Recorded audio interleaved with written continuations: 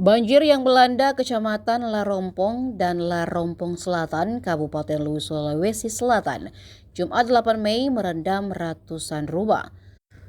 Bencana hidrometeorologi itu juga merendam Jalan Trans Sulawesi Poros Makassar Palopo hingga memicu kemacetan panjang. Badan Penanggulangan Bencana Daerah Luwu mencatat sedikitnya 8 desa terdampak. Sungai Larompong dan Larompong Selatan tak kuat lagi menampung debit air setelah hujan deras mengguyur wilayah tersebut sejak Kamis malam.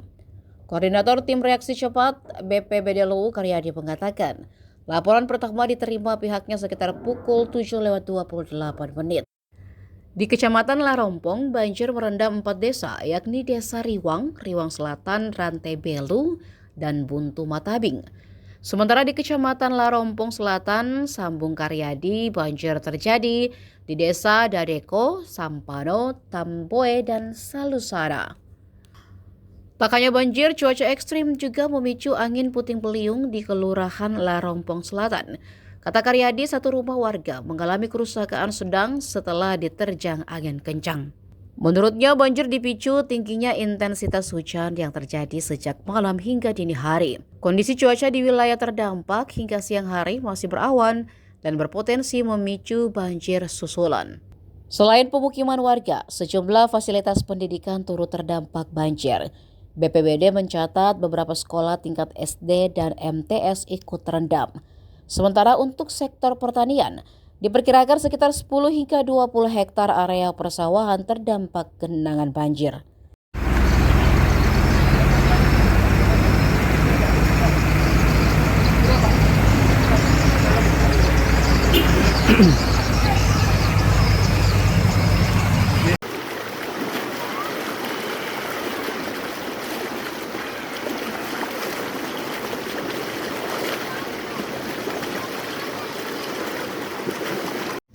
Pak, bisa dijelaskan kronologi banjir di Larompong dan Larompong Selatan tadi pagi itu seperti apa, Pak?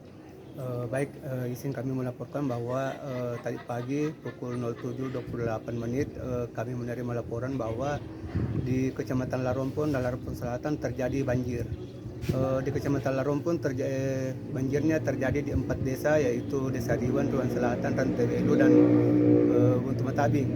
Sedangkan untuk di Larompong Selatan terjadi di Desa Dadeko, Sampano, Temboe, sama Salusana. Dan di Desa Larompong Selatan, Kelurahan Larompong Selatan juga terjadi angin puting beliung yang menimpa satu rumah yang rusak sedang, seperti itu.